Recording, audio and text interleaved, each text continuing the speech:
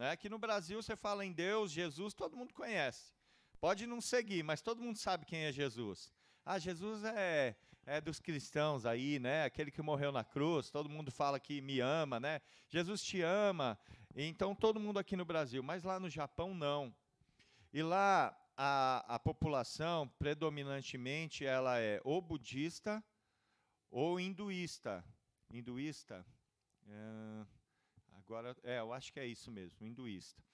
E eles têm um grande desafio de pregar o evangelho lá. E ele estava falando que o Senhor colocou no coração dele de fazer um ato profético no ponto mais elevado do Japão, que é um monte. Quem sabe qual é o monte mais alto do Japão? Monte Fuji, muito bem, né? É o Monte Fuji, é o lugar mais alto do Japão e é até uma paisagem muito conhecida, né?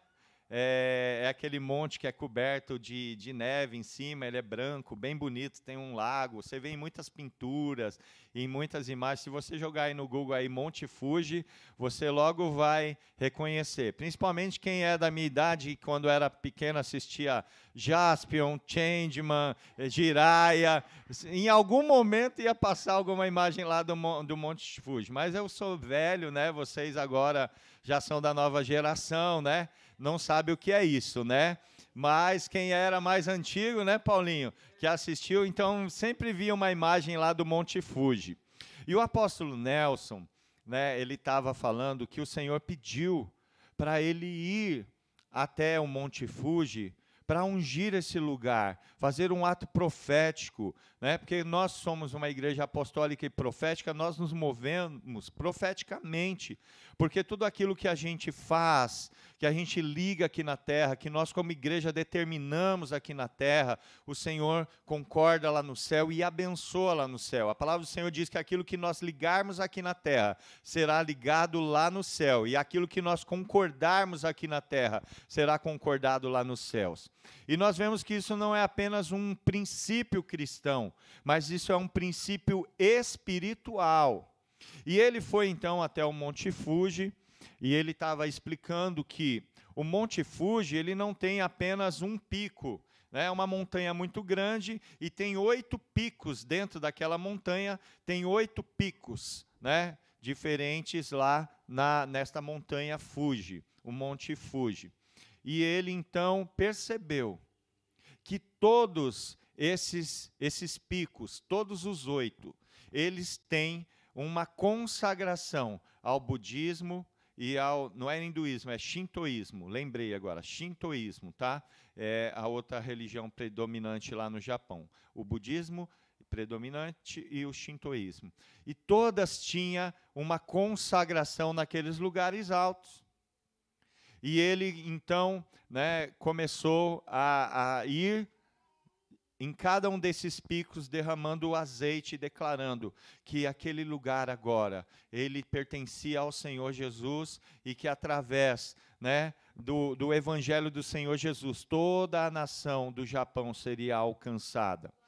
E ele falou que ele conseguiu ir apenas em 4 desses 8 picos por causa das condições do dia, as condições meteorológicas, mas ele vai retornar para terminar nesses outros lugares, nesses 4 outros lugares. E também falou que o Senhor colocou no coração dele de ungir, né, os 100 principais picos lá do Japão, os lugares mais altos do Japão.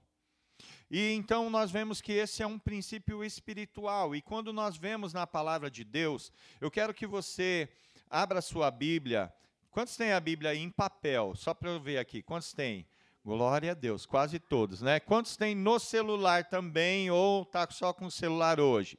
Glória a Deus. Quem não tem a Bíblia nem no celular e nem no papel, não se preocupe que vai ter alguém pertinho aí de você para você acompanhar ou até mesmo acompanhar aqui no telão. Eu vou pedir para a mídia colocar para nós Salmo de número 24. E nós vamos falar sobre isso nesta manhã. Amém? Posso ouvir um amém aí? Um glória a Deus? Aleluia! É isso aí, glória a Deus. Ao Senhor pertence a terra e tudo o que nela se contém, o mundo e os que nele habitam. Fundou-a ele sobre os mares e sobre as correntes a estabeleceu. Quem subirá ao monte do Senhor? É uma pergunta, uma interrogação. Quem subirá ao monte do Senhor? Quem há de permanecer no seu santo lugar?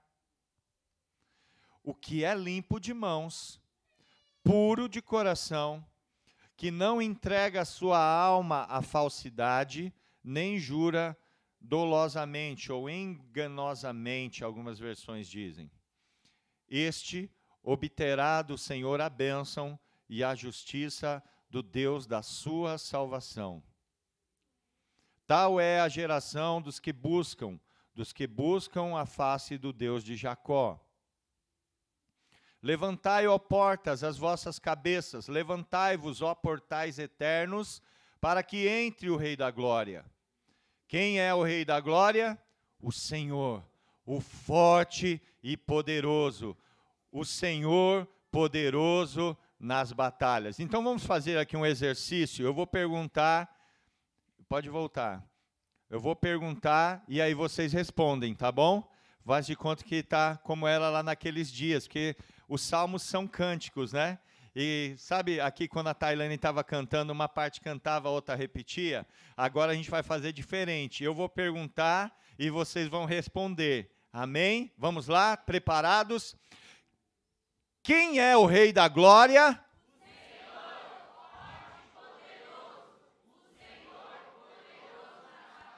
Quem é o Rei da Glória?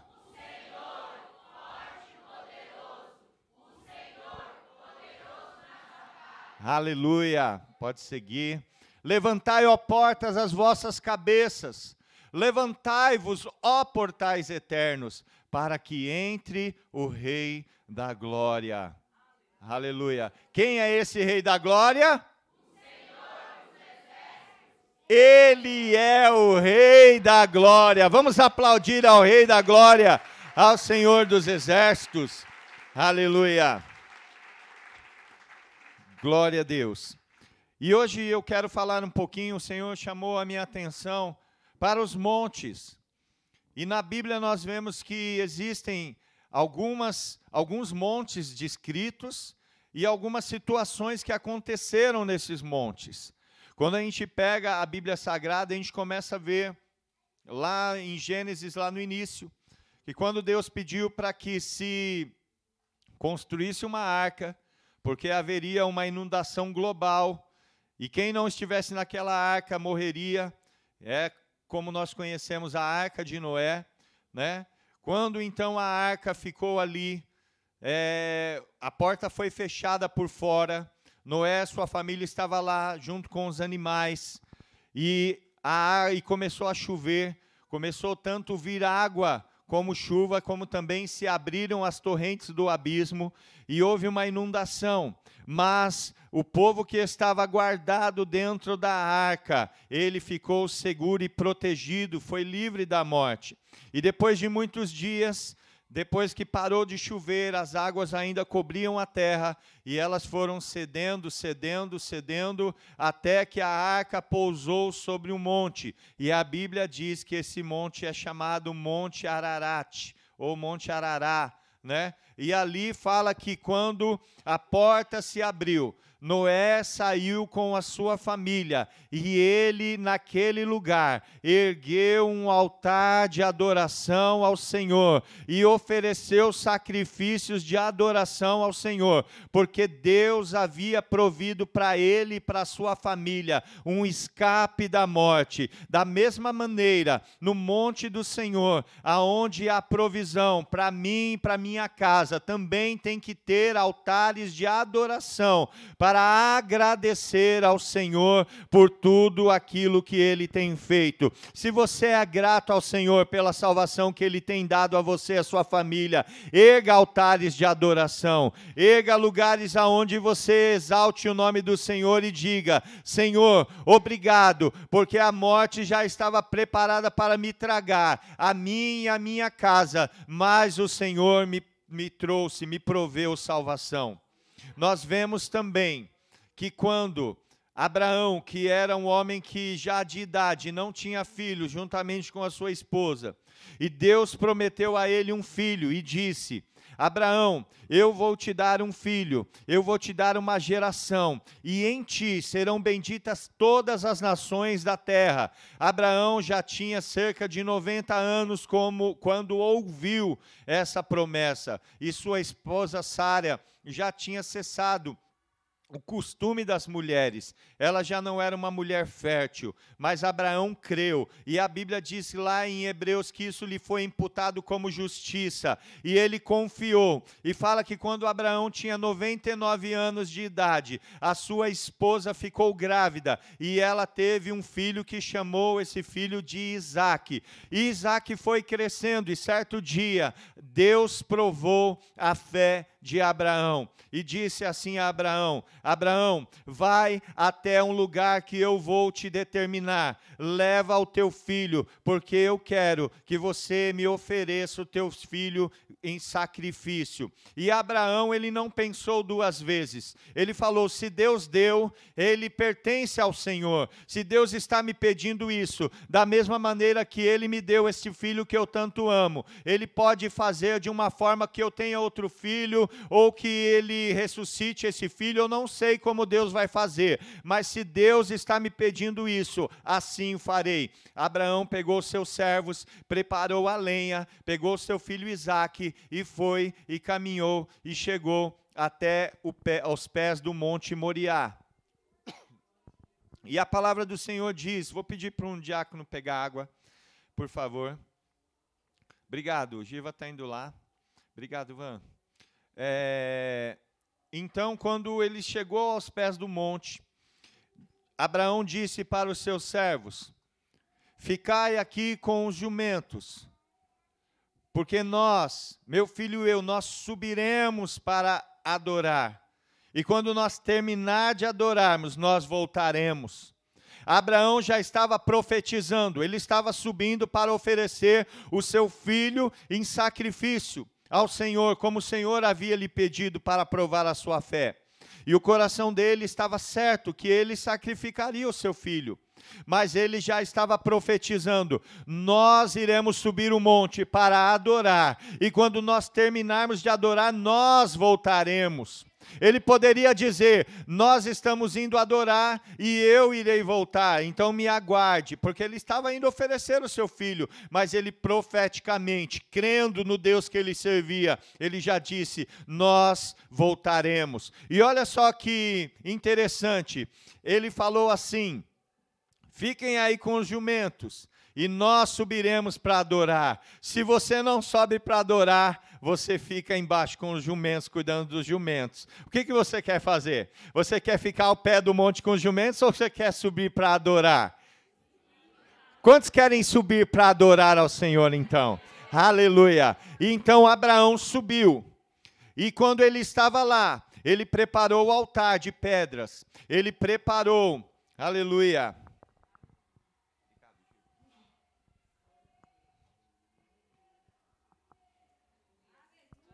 glória a Deus.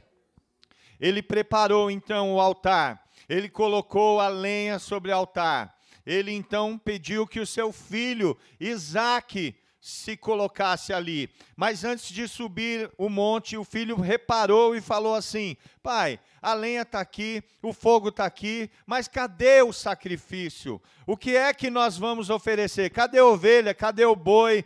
Porque Isaque sabia o que era sacrificar, porque aquela família era uma família que adorava ao Senhor, amém? Isaque sabia o que era oferecer sacrifício ao Senhor. E Abraão, olhando para o seu filho, disse assim: filho, Deus proverá um cordeiro para si. Deus proverá o sacrifício. E chegou na hora do sacrifício. Seu pai pediu que ele se deitasse sobre o altar. E quando ele levantou a mão com um cutelo para oferecer o seu filho, uma voz bradou do céu dizendo: não faça tal coisa, porque agora eu conheço que você é fiel, que você realmente me serve. E Deus então fez com que Abraão erguesse os seus olhos, e quando ele olhou um pouquinho mais acima, ele viu ali um cordeiro, uma ovelha que estava preso ali no meio do mato, e ali Abraão pegou aquela ovelha e sacrificou. E é por isso que nessa passagem diz que no monte do Senhor se proverá. É nessa passagem aonde nós vemos o Senhor sendo conhecido como Jeová Jiré, o Deus da provisão, aquele que provê, aquele que dá aquilo que a gente precisa, sem que a gente precise abrir mão daquilo que nós já abrimos mão. Como que se abre, não precisa abrir mão daquilo que a gente já abriu mão? Porque Abraão já tinha aberto mão do seu filho, mas Deus proveu um substituto no lugar de Isaque. E essa ovelha já estava mostrando Jesus, que é o Cordeiro de Deus, que veio para substituir o lugar que era meu e que era seu. E no monte, ali, Moriá, foi o lugar onde já profeticamente, já foi ali falado sobre a salvação que viria a toda a humanidade. Quando nós vemos também Moisés, eles saíram do Egito com o povo de Israel, e eles caminharam pelo deserto e chegaram até o deserto de Sinai, de frente ao Monte Sinai, ao Monte Horebe. E Deus falou assim: santifica o povo hoje e amanhã, porque no terceiro dia eu vou me manifestar no monte. E cerca o monte, coloca divisórias, porque esse lugar é santo e santificado. E quem não estiver preparado e se aproximar, certamente morrerá. Nós vemos aqui, conforme é relatado no Salmo 24, que nós lemos: quem subirá ao monte santo do Senhor, e quem estará no seu lugar de adoração. E ele fala: aquele que é puro de mãos, que é limpo de coração, aquele que não se entrega à falsidade. Então, para se aproximar do monte do Senhor, precisa ser puro de coração, limpos de mãos. E quando Deus falou a Moisés: Moisés, eu vou me manifestar sobre o monte, prepara o povo, santifica o povo. E aí no terceiro dia, logo pela manhã, estava Moisés juntamente com todo o povo atrás daquela linha, e ali olhando, e de repente o monte começou lá no topo do monte, no Monte Horebe, o Monte Sinai, começou a fumegar, começou a sair fumaça, começou a ouvir-se um som como um som de buzina, e o povo que estava ali olhando, eles temeram e eles correram da presença do Senhor. E eles falaram: Moisés, vai você. A gente não quer ir porque a gente tem medo de morrer. Vai você. E todo mundo correu para sua tenda. E Moisés passou por aquela linha que estava demarcando e subiu ao monte, e a fumaça da presença do Senhor que estava sobre o monte ali desceu, e Moisés se envolveu naquela nuvem de glória, conhecida como Shekinah, que é a nuvem da glória da presença de Deus. E nisso a gente pergunta: como estamos nós hoje? Se fôssemos nós diante daquele monte, diante do Sinai, com todas aquelas manifestações, toda aquela teofania que é a manifestação da presença de Deus, você subiria ao monte ou você correria com medo? Qual seria a sua atitude? E é isso que o Senhor, Ele coloca diante de nós nesta manhã. Você tem subido para adorar? Você tem subido para estar no meio da nuvem da glória do Senhor? Ou você tem corrido porque você tem entendido que você não está puro e santo diante do Senhor? Mas veja que durante toda a palavra do Senhor, o Senhor vem se revelando e atraindo a todos para que estejam diante dele. Naquele dia, somente Moisés e alguns dos seus mais próximos subiram ao monte, mas nós vamos ver mais para frente que há um monte aonde todos aqueles podem se achegar, porque ele fez o sacrifício no lugar de todos. Aleluia, glória a Deus. Bendito é o nome do Senhor. Nós vemos também que lá no livro de Deuteronômio, Deus pediu que quando se achegassem diante de dois montes, o Monte Ebal e o Monte Gerizim, ali o povo ia se dividir, e lá no capítulo 28 de Deuteronômio, do Monte Ebal eram proferidas as maldições, e no Monte Gerizim eram proferidas as bênçãos. Se você ler lá no capítulo 28 de Deuteronômio, você vai ver que começa assim, né? Se obedientemente ouvires a minha voz, e diligentemente cumprires os meus mandamentos, bendito serás ao entrares, e bendito serás ao saíres, bendito, e aí vem uma série de bênçãos. E essas bênçãos eram proferidas do Monte Gerizim. E do Monte Ebal, em contrapartida, eram proferidas as maldições, quando se deixasse de observar a lei do Senhor e deixar de seguir os seus mandamentos. Então nós vemos que a aliança que nós temos com o Senhor, que foi firmada lá em sombra, como sombra, lá com o povo de Israel, de frente ao Monte Sinai, ela também é condicional, ela está condicional à nossa obediência ao Senhor. Quando nós obedecemos, nós então somos abençoados, e quando nós desobedecemos, então a maldição ela vem e nos alcança. Então cabe a nós, queridos, obedecer para estarmos embaixo da bênção do Senhor. Talvez você esteja vivendo uma vida difícil, talvez você esteja aqui nesta manhã, mas você está com um coração quebrantado, dolorido. Talvez a sua semana foi uma semana de briga lá dentro da tua casa.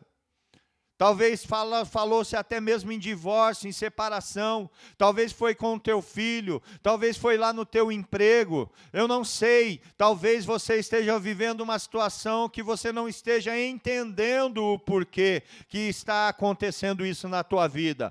Parece que está dando tudo errado. A manteiga sempre caindo para baixo. O pão caindo com a manteiga para baixo. Parece que, né, você sai na rua, o passarinho faz cocô em você. Tudo que parece que está tudo errado. Você sai, passa o carro na poça de água e suja toda a sua roupa, você tem que voltar para trocar de roupa para depois ir trabalhar, né? Furou um pneu, você arrumou um pneu, o outro furou, né? E por aí vai. Parece que está dando tudo errado. É tempo então de você sentar e colocar o teu coração diante do Senhor e perguntar: Senhor, eu tenho feito algo que tem desagradado o teu coração, e desta forma a maldição está vindo sobre a minha casa, sobre as minhas posses, sobre a minha vida.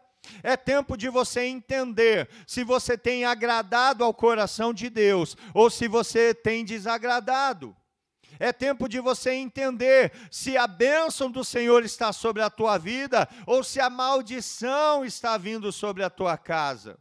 A palavra do Senhor diz que o próprio Deus falou assim: eis que eu coloco diante de vocês a vida e a morte, a bênção e a maldição. A bênção quando você obedecer e seguir os meus mandamentos, e a maldição quando você desobedecer.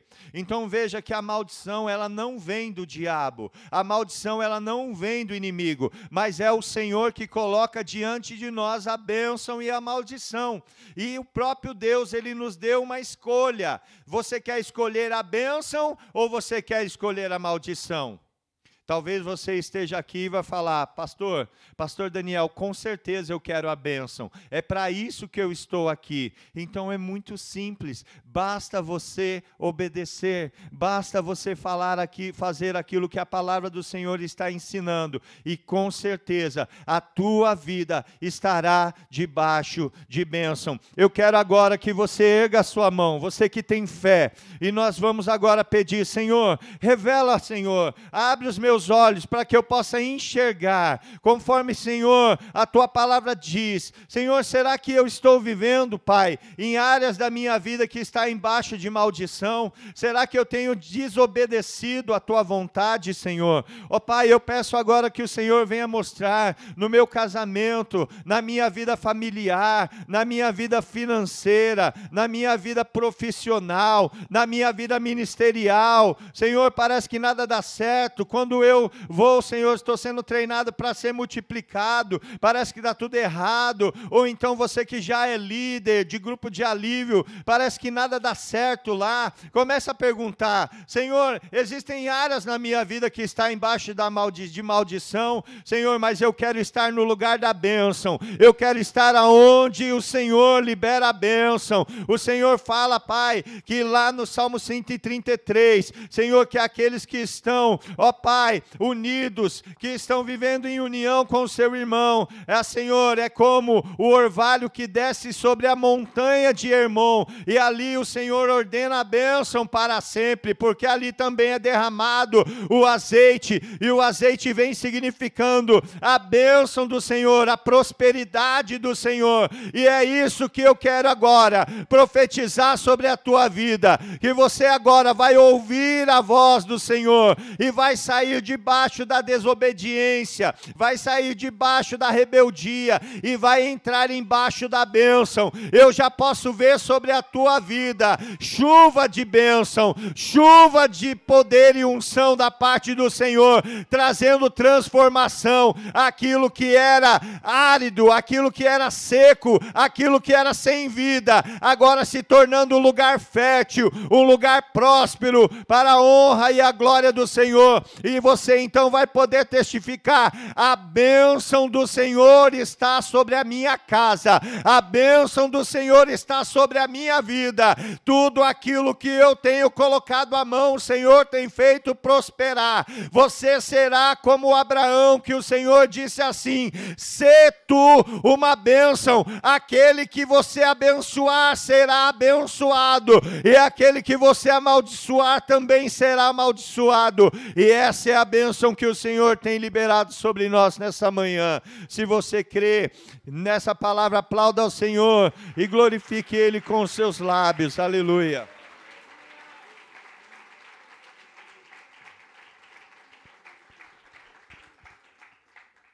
E quando a gente fala de montes, nós vemos que toda vez que havia um momento específico, um momento de adoração, as pessoas subiam para adorar, as pessoas subiam para estar perto do Senhor. E quando nós falamos de subir o monte, nós falamos de nos aproximarmos do Senhor.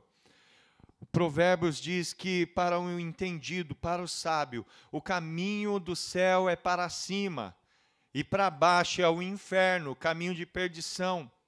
Então, para nós estarmos mais perto do Senhor, nós precisamos subir o monte, nós precisamos estar num lugar elevado, num lugar alto.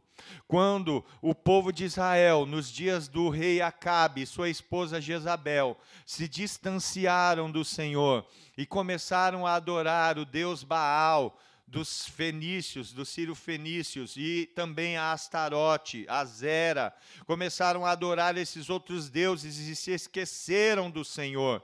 Elias, profeta do Senhor, ele começou então a perceber que o povo havia se afastado, e ele clamou ao Senhor e disse: Senhor, só eu fiquei. Mas o Senhor falou: não, Elias, existem ainda 7.000 que não se dobraram os joelhos diante de Baal. Então nós sabemos que sempre Deus tem o seu remanescente fiel, Deus tem sempre aqueles que são fiéis, aqueles que não se contaminam. Hoje nós temos vivido tempos difíceis, aonde nós vemos tantas contaminações. Para onde você olha, vai ter coisas erradas, e as pessoas estão dizendo: é assim mesmo que nós adoramos, é dessa forma que nós adoramos, é esse Deus que a gente adora, é dessa maneira que a gente adora. Mas o Espírito Santo que está dentro de você diz: essa não é a maneira certa de se adorar, porque nós adoramos não aquilo que nós não vemos, mas nós adoramos aquilo que nós vemos e conhecemos. Nós adoramos um Deus vivo e verdadeiro. Nós não não adoramos estátuas, nós não adoramos deuses mortos, nós não adoramos times de futebol, nós não adoramos celebridades do cinema ou da música, mas nós adoramos um Deus vivo e verdadeiro. Nós não adoramos o nosso cônjuge, nós não adoramos os nossos pais, nós não adoramos os nossos filhos, nós adoramos ao único e verdadeiro Deus. Mas aí no mundo existem muitas adorações. Tem pessoas que passam dias e dias dormindo em barracas, em tendas, para comprar um ingresso, para ouvir algumas horas alguém que ele idolatra cantando. Vem alguém famoso e vai ter um show em tal lugar, um mês antes as pessoas já ficam na fila para poder comprar o ingresso, para poder entrar no show e ouvir a pessoa cantando a alguns metros de distância. Outros vêm lá da Argentina, gastam dinheiro na passagem, gastam dinheiro com os ingressos, arruma briga, sai até morte, porque eles querem adorar o seu Deus, que é o seu time de futebol. Alguns, né, quando o Mundial era lá no Japão, tinha pessoas que vendiam casa, carro, para comprar uma passagem para o Japão, ir lá e ver o Deus dele jogando e trazendo para casa um troféu de campeão, ou não, né? E por aí vai. Mas nós servimos a um Deus vivo e verdadeiro. E para nós adorarmos esse Deus vivo e verdadeiro, nós precisamos subir ao monte. E Elias, naqueles dias, ele convocou todo o povo, porque o povo já não sabia o que era verdade. Acabe falava que o Deus verdadeiro era aqueles postes ídolos, ali que era o Baal, aqueles bosques, aquelas árvores que eram Azera. E o povo ia até mesmo em lugares altos, e eles se prostravam, faziam oferendas, faziam seus cultos para aqueles deuses. E Elias, vendo o povo sem saber o que era certo, ele precisou propor um desafio. E ele reuniu todos os profetas de Baal e Azera, e marcou um lugar lá no Monte Carmelo. Carmelo foi depois que, eu acho que é o Monte Carmelo, mas confere aí, por favor, que depois do Carmelo, onde ele estava, e desceu fogo lá contra os que vieram, né? Só confirma para mim, segundo 1 Reis 17 em diante. E ele reuniu a todos ali. Era um profeta verdadeiro, do Deus verdadeiro. Um profeta, Elias. E 850 profetas de Baal, Carmelo, né? É que às vezes eu fico preocupado de passar uma informação errada para vocês, né? Depois vocês aprendem errado, né? Mas é Carmelo mesmo. Tantos montes que eu estava lembrando aqui e estava causando às vezes confusão. Então Elias subiu ao Carmelo. E os profetas de Baal e Azera também. E ele falou o seguinte: para sacrificar, colocando nós mesmo fogo, aí é fácil. Qualquer um pode fazer. Mas nós vamos saber quem é o Deus vivo e verdadeiro quando nós prepararmos o altar e nós vamos clamar ao Deus, ao nosso Deus. Eu vou clamar ao Senhor, a Yahvé, a Jeová. E vocês vão clamar aos seus deuses. O Deus que responder com fogo, esse é o Deus verdadeiro. E eles subiram ao Monte Carmelo. E Elias falou: já que vocês estão em grande quantidade, pode começar vocês. E eles foram lá, no monte, prepararam um altar, colocaram as pedras, colocaram a lenha, colocaram o sacrifício sobre a lenha, e eles começaram: Baal, Baal, responde, vem, responde com fogo. E eles clamavam, e o tempo passando e nada acontecia.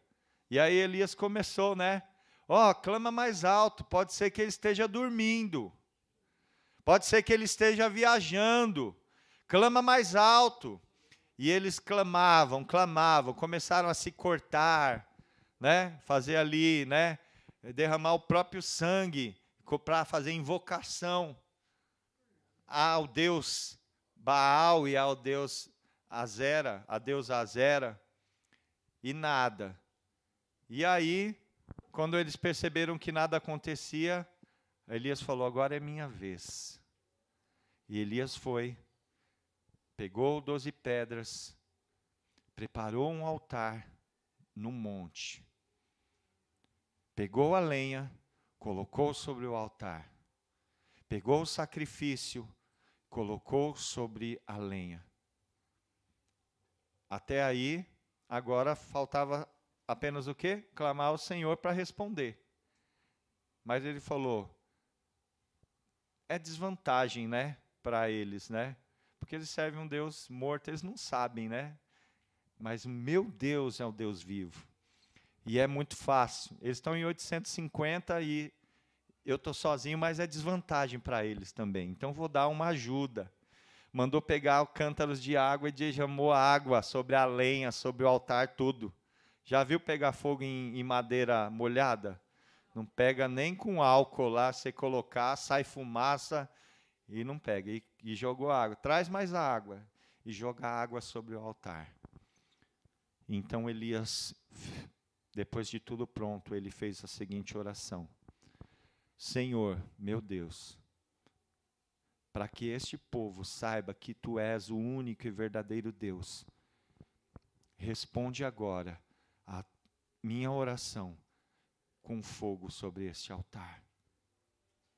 E a palavra do Senhor diz que de imediato, nessa simples oração, durou nem 1 minuto, desceu fogo, consumiu o sacrifício, consumiu a lenha, consumiu as pedras, tornou tudo pó. E todo o povo, então, porque não era só os sacerdotes de Baal e Azera que estavam lá, mas todo o povo estava lá observando, porque era o tira-teima, mostrar qual que era o Deus verdadeiro. Toda a nação estava lá olhando para o alto do monte e vendo lá o que ia acontecer. Sabe quando se reúne o povo lá na Praça do Vaticano para ver a fumacinha sair lá, quando a fumaça branca, para saber que tem papa lá, quando eles vão eleger um novo papa, fica todo mundo lá de longe, só observando. Quando sai a fumaça é branca, escolheram um novo papa. Se não for branca, não escolheram. Mas nesse dia, o povo estava ao pé do monte. Elias estava em cima do monte, os outros falsos sacerdotes também estavam lá, e o povo estava só olhando, Elias está daquele lado, e ali Baal, os sacerdotes de Baal e Azera estão do outro lado. Aonde saía a fumaça, a gente vai saber que ali é o Deus verdadeiro, e estava todo mundo esperando e só olhando, de longe, do pé do monte, e eles tinham subido ao monte para oferecer sacrifício.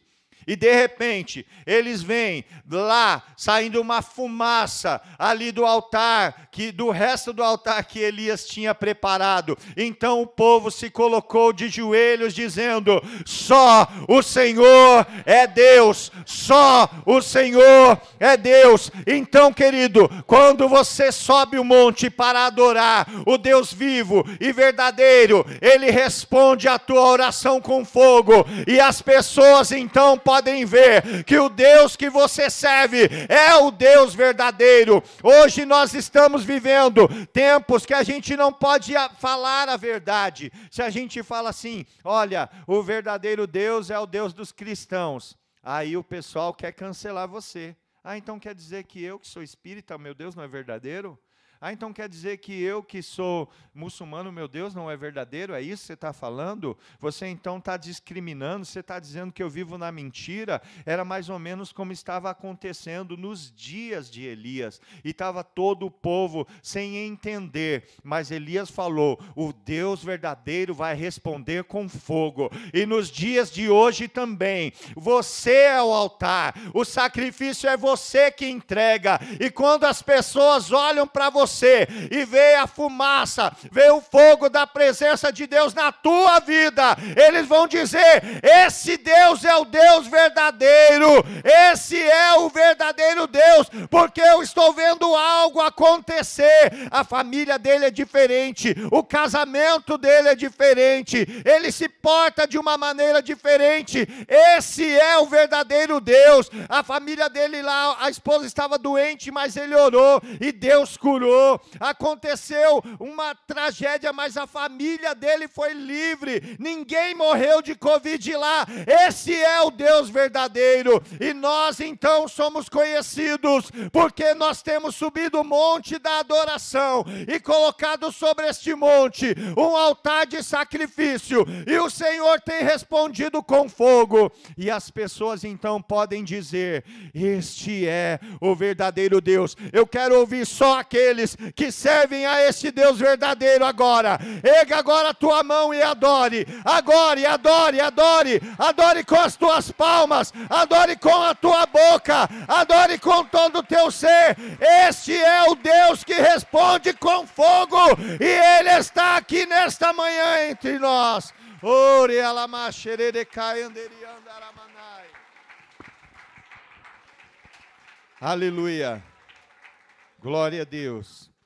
E como o tempo passa rápido, como nós estamos falando das coisas do Senhor, né? E eu não quero ser cansativo para vocês, mas antes de nós aqui encerrarmos, eu quero falar de um monte conhecido. Tinha tantos outros montes que eu posso falar. Monte Hebron, Hermon, né? Horebe, né? Tem o monte das oliveiras, lugar de oração. Quantos aqui têm subido o monte das oliveiras para estar com o Senhor? Jesus, toda vez que ele queria estar no momento mais íntimo com o Senhor, ele ia para o monte das oliveiras para orar. Pastor Daniel, então eu preciso ir para um monte para orar?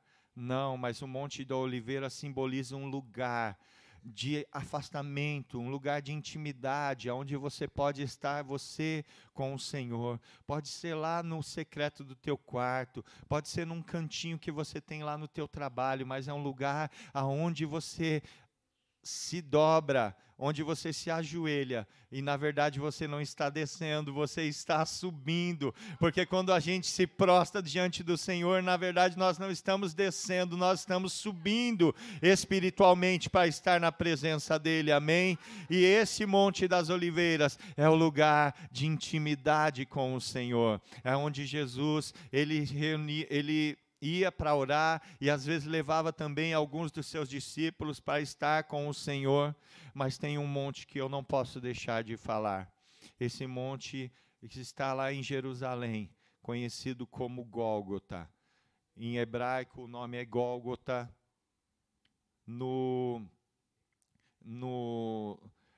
Em português é traduzido como Calvário, né? O monte da caveira.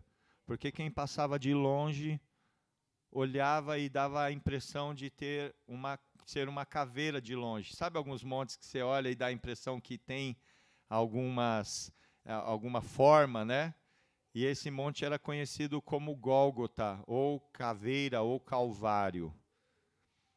E neste lugar, era um lugar tão destacado que todo mundo que passava na cidade, que passava pelos caminhos, conseguiam visualizar, né?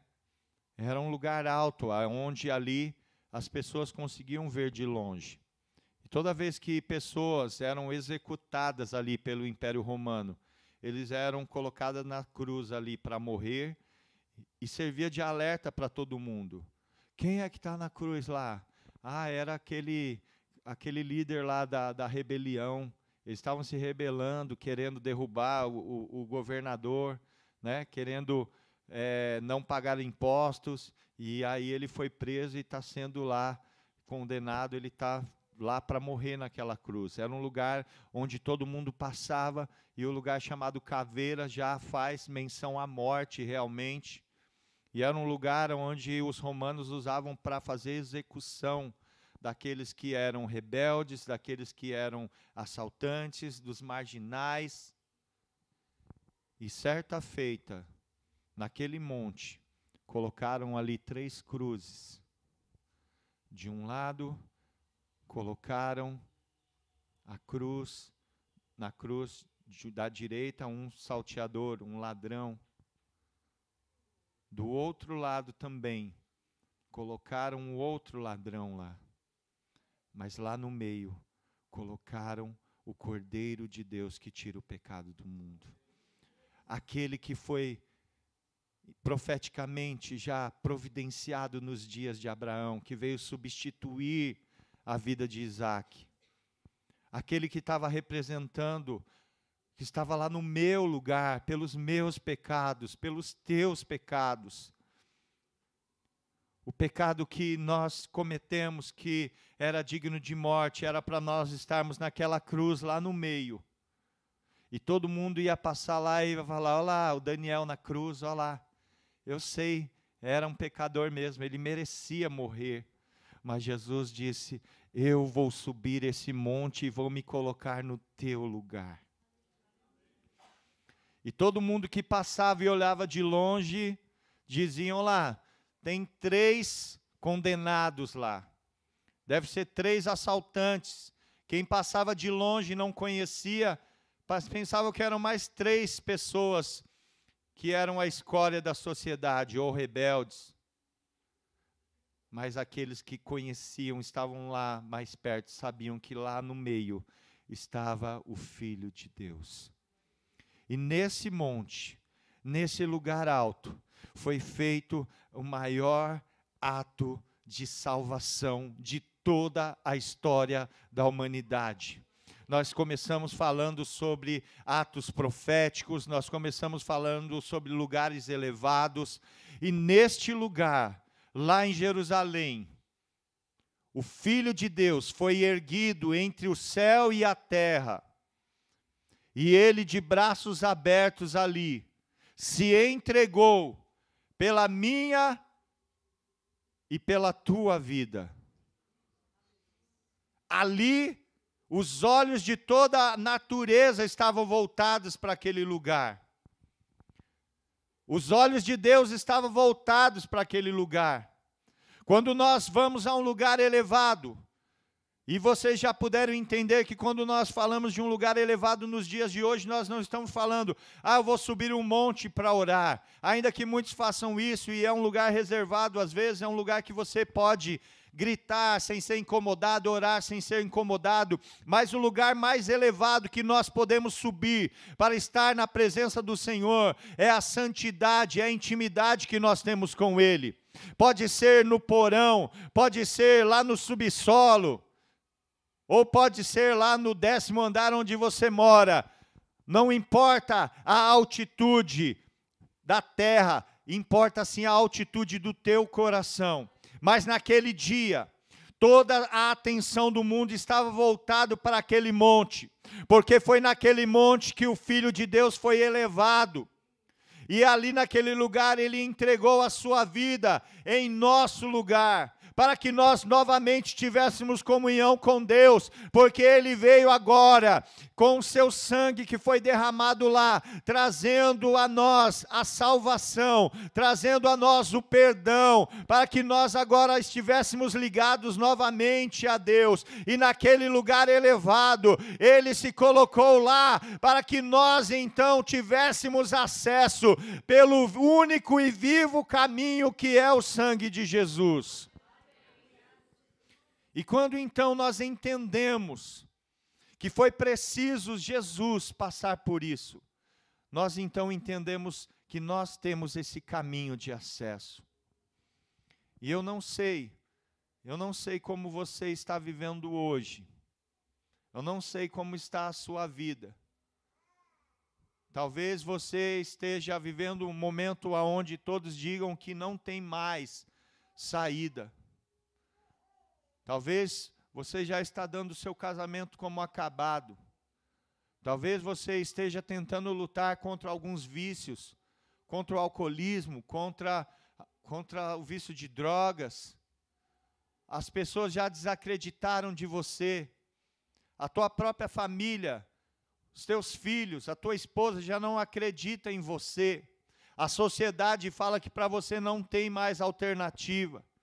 Mas eu quero falar para você de alguém que morreu por tudo isso que você fez, para que você seja livre, para que você não tenha mais que viver preso sobre esse domínio. E eu quero agora pedir que, se você entendeu que Deus está falando com você neste momento, nesta hora, e você quer receber esse perdão, e quer agora começar a subir no Monte Santo da adoração para ter esse encontro com o Senhor, eu quero que agora, no lugar onde você está, que você faça um gesto assim com a sua mão.